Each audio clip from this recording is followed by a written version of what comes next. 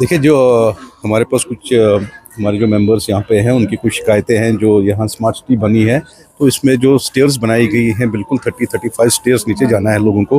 बड़ा अनसेफ लग रहा है। बहुत सारी जगहों पे ये टूटी हुई है। अब विंटर्स भी आने वाले हैं तो लोगों का उतरना चढ़ना मुश्किल होता है। अगर कभी किसी के पास कोई टूरिस्ट भी होता है तो वो बिल्कुल हाउस बोट जाने से मना करते हैं। तो हम आला हुकाम से यही रिक्वेस्ट करते हैं जो इसको देख रहे हैं स्मार्ट सिटी के हवाले से मैं ये बात उनको बात पहुँचाना चाहता हूँ कि जो स्टेयर्स वगैरह है जो इसकी जो शैम्बल्स में ये आ गया ये बंडा पहले मेरे को लगता है ये इससे ज़्यादा स्मार्ट था।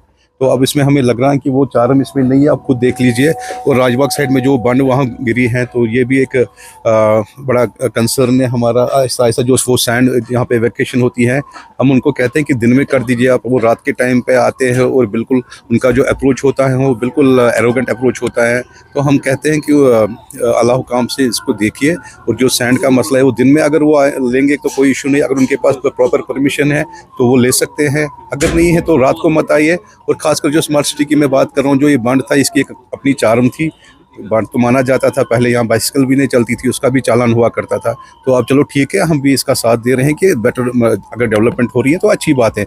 मगर अभी देखिए आप अगर आप जीरो ब्रिज से आगे देखेंगे अप टू वहाँ फुट ब्रिज तक बिल्कुल ये शैम्बल्स में है दोनों साइड्स में। इसको रिपेयर्स की ज़रूरत है और अपग्रेडेशन की ज़रूरत है। हम उम्मीद करते हैं कि आपकी वसादत से ये जो अपग्रेडेशन जहाँ पे भी ज़रूरत है चाहे स्टेयर्स हो चाहे बंड हो उसकी होनी चाहिए। Thank you sir. जिस तरह से वाटर ट्रांसपोर्ट की बातें आ रही तो आपने कंसर्न उठाया था कि हाउस बोट्स को प्रॉब्लम होगी, उस पर क्या कुछ कहेंगे?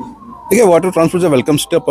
हम चाहते हैं कि मतलब वाटर ट्रांसपोर्ट आए। अगर हम टूरिज्म के हवाले से भी बात करेंगे एक अच्छी बात है। और लोगों आप देखिए कि रोड्स पे कितना मतलब कंजेक्शन होता है और रोड मतलब लोगों का टाइम भी इसमें सेव होगा। अच्छी बात है। मगर उससे पहले हमारी एक डिमांड है और एक हमने गवर्नमेंट को अपनी तरफ से एक लिस्ट भी दिया हुआ है जिसमें पूरा सर्वे हुआ है। 2 साल हुए सर्वे को।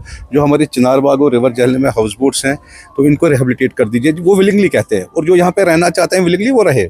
तो हम मगर यही चाहते हैं कि जो ये हाउस बोट्स हैं बहुत पुरानी है इनमें कोई बिजनेस भी नहीं होता अब और ये यहाँ से शिफ्ट भी होना चाहते हैं। तो हमारी ये रिक्वेस्ट है। इसमें एसडीए का बड़ा रोल था और तब के डिवकॉम साहब ने ये एक सर्वे भी किया था। डिपार्टमेंट ऑफ टूरिज्म भी उसके साथ था और इरिगेशन भी था।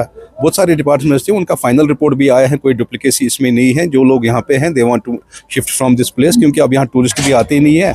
तो हम चाहते हैं कि इनकी जो हमारी एक लॉन्ग पेंडिंग डिमांड है इसको भी नज़रअंदाज न किया जाए। ट्रांसपोर्ट चलाने से पहले इनको रिहेबिलिटेट किया जाए।